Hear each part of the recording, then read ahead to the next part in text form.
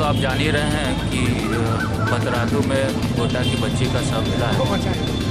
तो यह नगर निवासी रही हैं और दरगट्टी से इनका पैतृक गांव रहा है और मेरे परिवार के लोग। और कल मेरी उनके फादर से बात हुई थी सुबह और मैंने उनको कहा था कि आप हज़ारीबाग जाके तुरंत एफआईआर कराएं। उसके बाद ही ये सूचना आई है कि बच्ची का शव पतरातू में मिला है और बच्ची का शव अभी आया है घर में।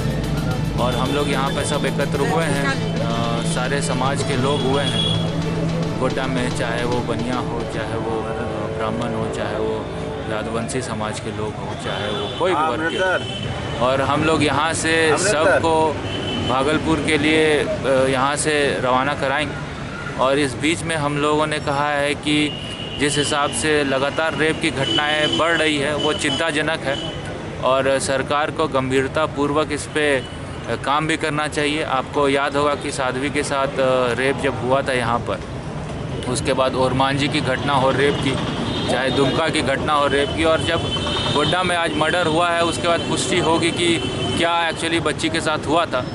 जिस हिसाब से अपराध बढ़ रहा है तो मुझे लगता है कहीं ना कहीं सरकार को जागना होगा और सरकार को प्रेशर बनाने के लिए कि जो बच्ची का पोस्टमार्टम होना है या फिर बच्ची के साथ जो भी हुआ उसका खुलासा पुलिस प्रशासन जल्द से जल्द करे। उसको लेकर हम लोग मेमोरेंडम देंगे डीसी के माध्यम से, एसपी के माध्यम से हज़ारीबाग प्रशासन को और गवर्नर महोदया को। और इसलिए हम लोग यहाँ एकत्र हुए हैं और समाज जो पीड़िता बच्ची है उसके परिवार के लोग भी यहाँ आए हैं और हम लोग सब दुख की घड़ी में उसके साथ खड़े हैं सांत्वना देने के लिए। और जो भी हर संभव प्रयास हम लोगों की तरफ से होगा वो निश्चित तौर पर हम लोग करने के लिए यहाँ बैठे।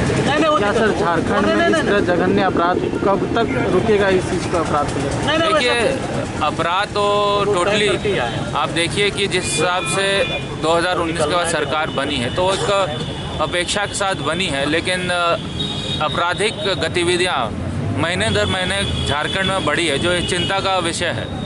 और प्रशासन को चाहिए या फिर राज्य सरकार को चाहिए कि इन सब चीज़ों में लगाम लगाएं। संवेदनशील पुलिस प्रशासन को होने की ज़रूरत है। सरकार ट्रांसफ़र पोस्टिंग में लिप्त है, सरकार का जो पकड़ है पुलिस प्रशासन में वो कहीं ना कहीं ढील सील दिख रहा है, जिसकी वजह से अपराधियों का मनोबल बढ़ा हुआ है। गोड्डा जैसे शांत जगह में भी आए दिन आपराधिक घटना घट रही है। अभी आप देखिए कल परसों में ही गोलीकांड हुआ था हटिया के पास, इससे पहले भी यहाँ पर मर्डर हुआ था दुमुही के पास।